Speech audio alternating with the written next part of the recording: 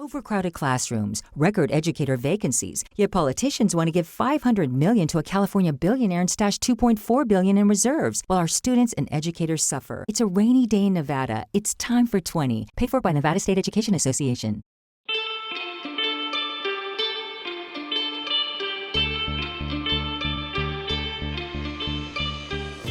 Welcome to Indie Matters, the podcast from the Nevada Independent. I'm your host, Joey Lovato. And I'm your co-host, Jacob Solis. And Jacob, on today's episode, we talk about, I think you've been calling it Big Chungus, the big omnibus 500-page education bill. Isn't that right? I've never once called it that, but yes. And after that, you and me are joined by Tabitha Muller to talk about sundown sirens in Nevada, specifically in Minden. That's right. And after that, Tabitha stays on with us as we're joined by Howard Stutz, our gaming reporter, to chat more about the Oakland Athletics coming to Las Vegas.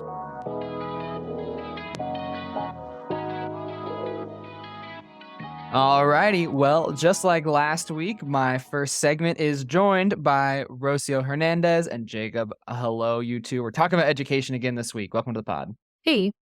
I'm always here, Joey, so glad to be here. Good. And so specifically, we are talking about Governor Joe Lombardo's 95-page AB 400 education omnibus bill. What this means is that there is a lot of stuff kind of all in one bill, all around education. Joe Lombardo has kind of branded himself as the education governor, or at least that's what he would like to be, remembered as. And so, Jacob, just to start off, laying the groundwork here, what is in the bill? Well, Joey, there's a million different provisions in this bill, but to make it simple, there's 4 big policy areas that the governor is targeting with this one. The big one is school choice, right? So it's expanding an existing school choice program called Opportunity Scholarships, which we'll get into later. But he's also made a couple changes to the way that charter schools might work and the way that school zoning would work.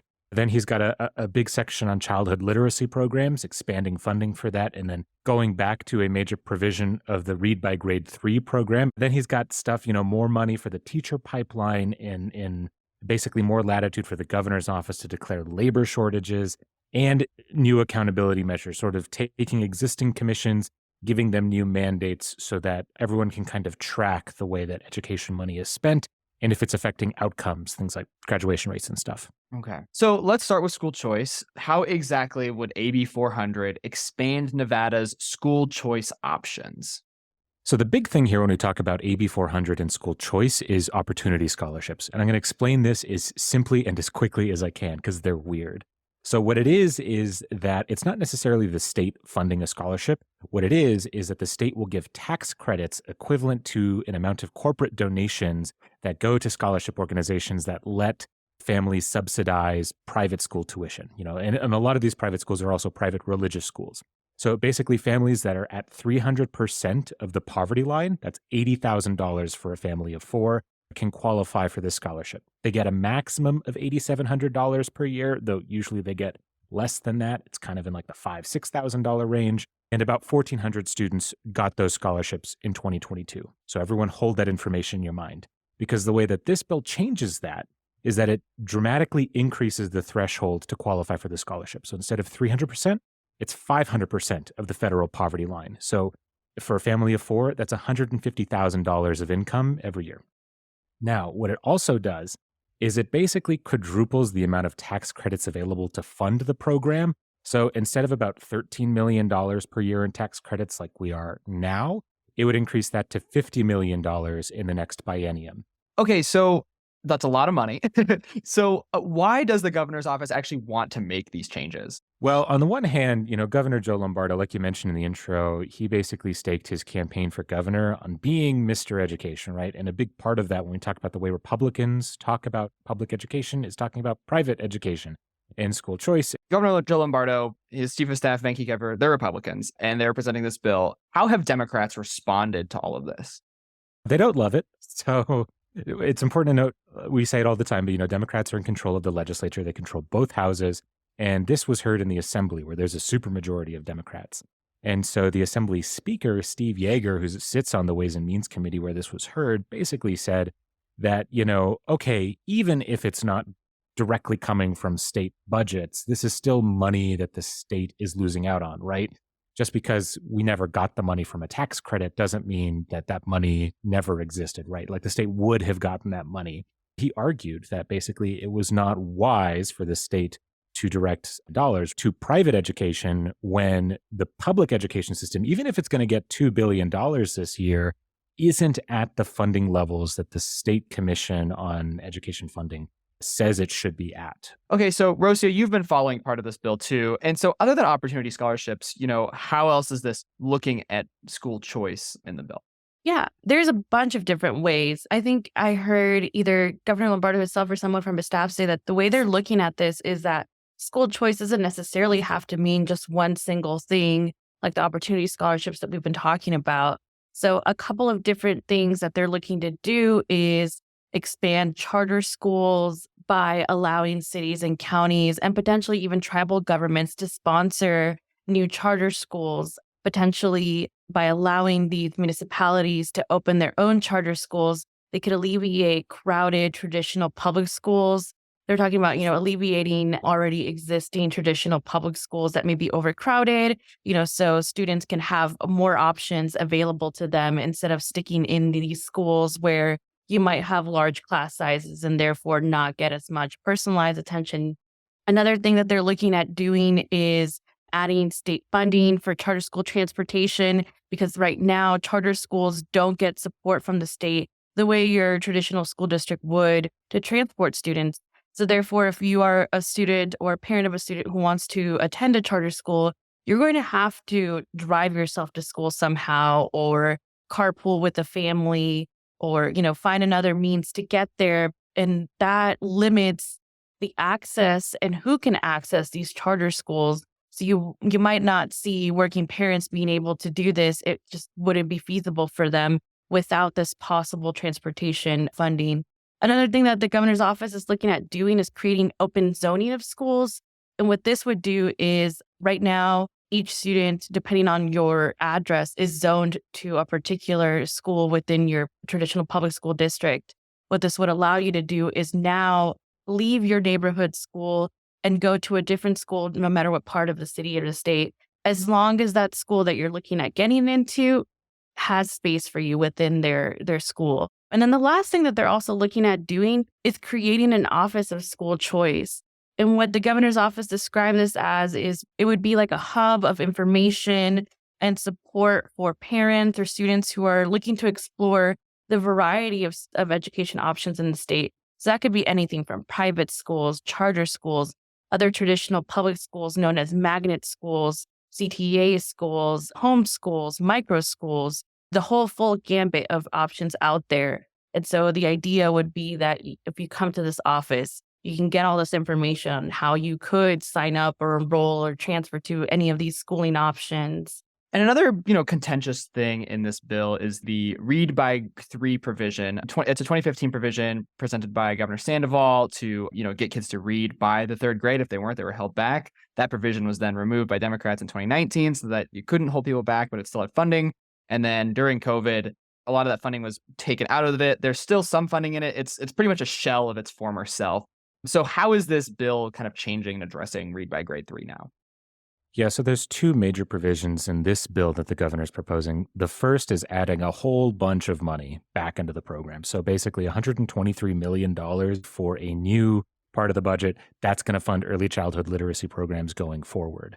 And then the next major part, like you mentioned, is this holdback provision. It's called retention. What it would mean is if you can't read by grade level based on testing when you're in grade 3, then you'll be held back until you can prove with testing that you can read at grade level. It would take 5 years for this new retention provision to kick in. Right now, the governor's office is looking at 2028. So part of the impetus behind bringing back this retention provision includes a recent national assessment that showed that Nevada's 4th grade students were falling behind in math after COVID. And according to state data last school year, about 44% of elementary school students were proficient in English language arts. I know the governor and others have said that these kinds of metrics are just unacceptable. Okay, so there's a couple other things in this bill still that we haven't addressed. So let's do a quick lightning round here, going over, what else is in this bill before we wrap up. Yeah, so there's a couple of different efforts to increase the teacher pipeline. As we all know, there is a need for teachers here in the state, and we did see a lot of teacher vacancies at the beginning of the school year across Nevada. One part of the bill would expand funding for teaching scholarships. There's another section that would allow the governor to declare a critical labor shortage in certain positions where you see, a need for more people in those positions. And this would essentially open up a legal avenue for retired teachers to come back to that job, receive their retirement money, and while still drawing a salary. Right now, that's a no-no, and that's something that some people argue keeps retired teachers from coming back and helping districts with those kinds of needs. It would also mandate CCSD to create what's known as a career and technical education program for high school students. So essentially, students would be learning in high school what it takes to become teachers, again, in the effort of increasing the teachers that we have here in Nevada. And so real quick, too, I did want to note an accountability portion of the bill where basically the governor's office is trying to expand the mandate of an existing commission, the Commission on School Funding, to basically also look at school performance, so tracking different metrics like graduation rates, test scores, all kinds of stuff to make sure that the investment is going where the state wants it to and it's actually working. All right, well, this is a huge bill. There's a lot going on in it. We'll see if it gets amended or changed or what happens with this bill, and we'll be following that. Jacob and Rocio, we will both be keeping a close eye on that as we move forward through the last third of the legislative session. Thank you both so much for joining me today.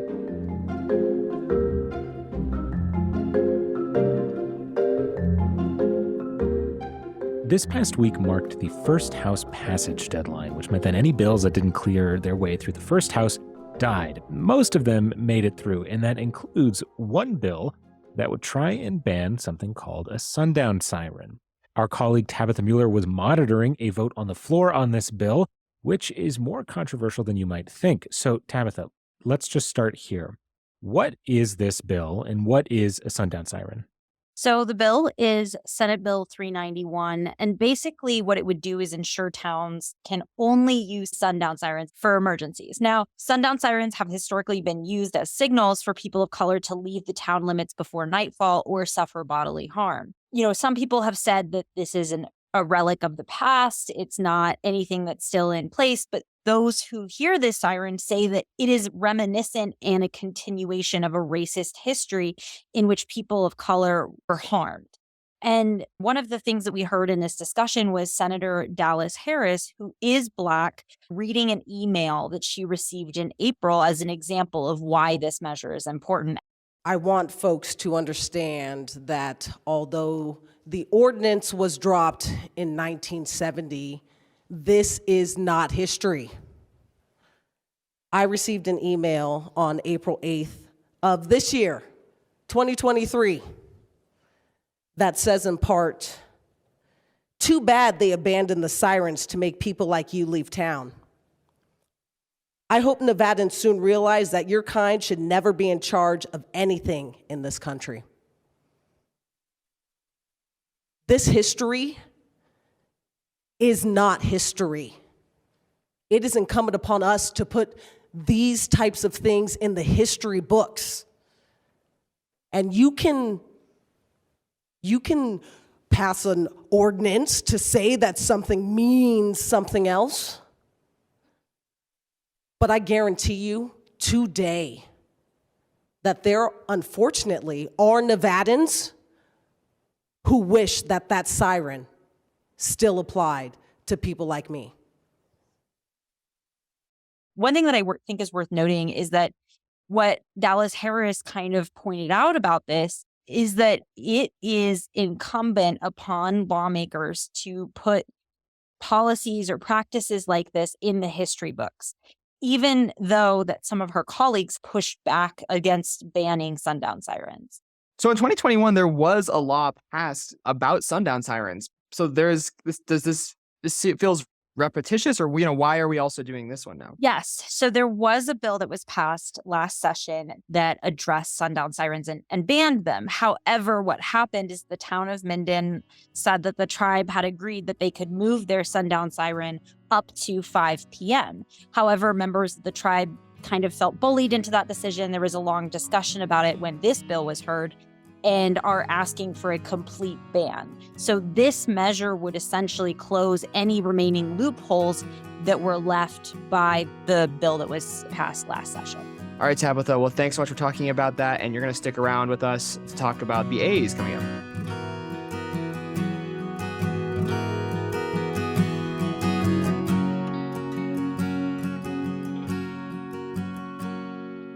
All right. Well, Tabitha has stayed with Jacob and I, but we are also joined by our wonderful coworker, Howard Stutz, who has been working with Tabitha to talk all about the Oakland Athletics, the Oakland A's, who might potentially be coming to Nevada. We talked about this a little bit last week, but there's been more news as we continue to look into this. So, Howard, I guess to start off, let's talk about, they were actually offered a plot of land in Las Vegas. The A's were offered a plot of land in Las Vegas for $1. That's correct. The owners of the Rio Hotel down here in Vegas, they're on like 90 acres. It's a huge plot of land. New owners bought it in 2019. They're going to redevelop it. It's still going to be called the Rio, but they went to the A's and said, look, we have like 20 something acres, this back parking lot, kind of across from the Strip. You can see the Caesar's Palace properties are across the freeway there. Said, we'll offer it to you. You can develop it. You can connect to our hotel. You can be an island, whatever you want to do. By the way, to make it enticing, just you don't just have to pay us $1. So that would have cut down some of the development costs. Right now, A's they're looking for $500 million in public money from the legislature, through that tax district. They didn't end up taking that dollar offer, though. Well, no, that's what's so surprising. They're asking for $500 million. That probably could have reduced the price that they're seeking.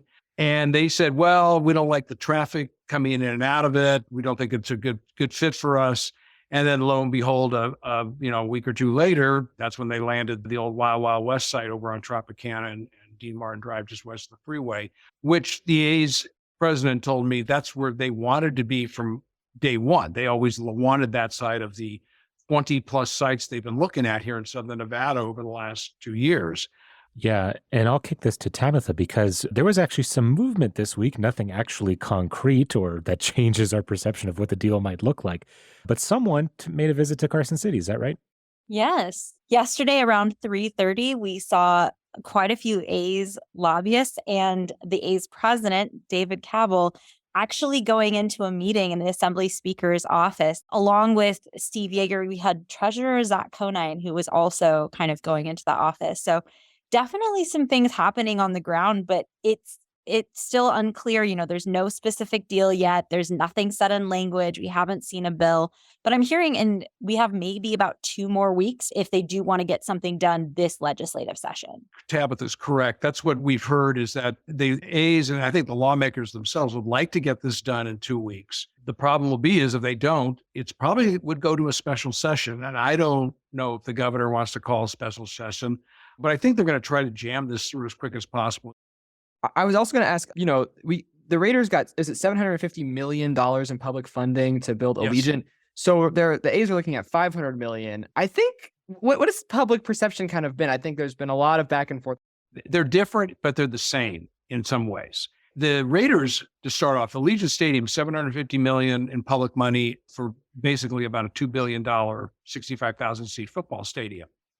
That money is raised through room taxes. There's an increase in the room tax. So if you stay anywhere on the Strip or downtown even, or just in certain areas, small percentage of your room tax is what goes to pay for that $750 million in public money.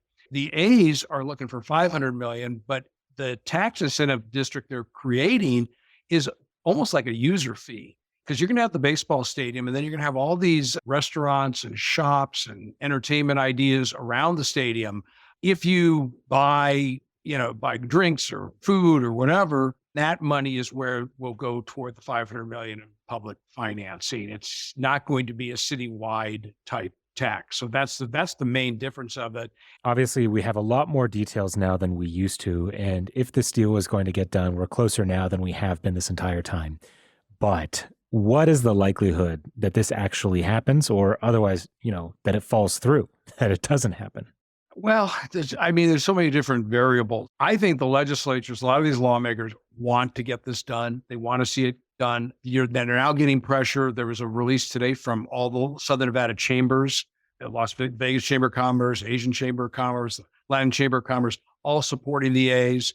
We saw over the previous weekend, Southern Nevada Building Trades announced a project labor agreement for the A's stadium. This is all like little buttons to push on the lawmakers. And I think some of these legislators are going to twist themselves into the most unbelievable pretzel they can to support the stadium, but also want to take a look like they're not going to give this nice big public money package to the A's. I mean, it's going to be a real circus to watch, I guess. It's going to be great theater. Personally, I believe in the end it's going to go through. I just don't know in what shape or form or how quickly it'll happen.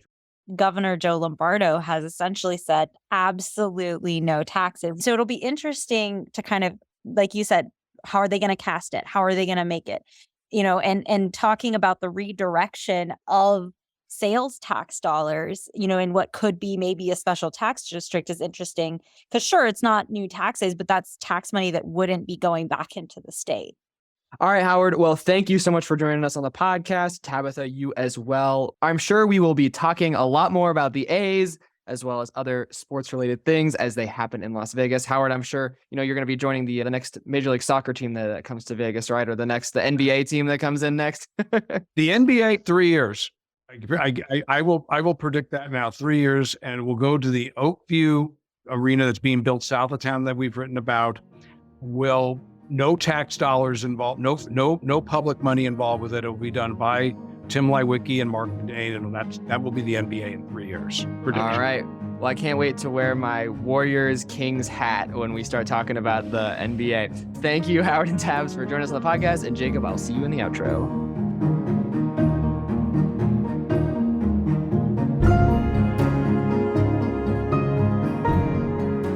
Thank you for listening to this episode of Indie Matters. We want to thank Rocio Hernandez, Tabitha Muller, and Howard Stutz for being on the show today. This show is produced and edited by me, Joey Lovato, with additional help from Michelle Rindels and my co-host, Jacob Solis. If you want to support the show, leave us a rating and review wherever you listen. You can also email us at podcast@theenvyindy.com. Our theme song is from Emily Pratt, and we have additional music from Storyblocks, June Pearson, and Joey. Thank you for listening to Indie Matters. I'm your host, Joey Lovato. And I'm your co-host, Jacob Solis. And we'll talk to you next week.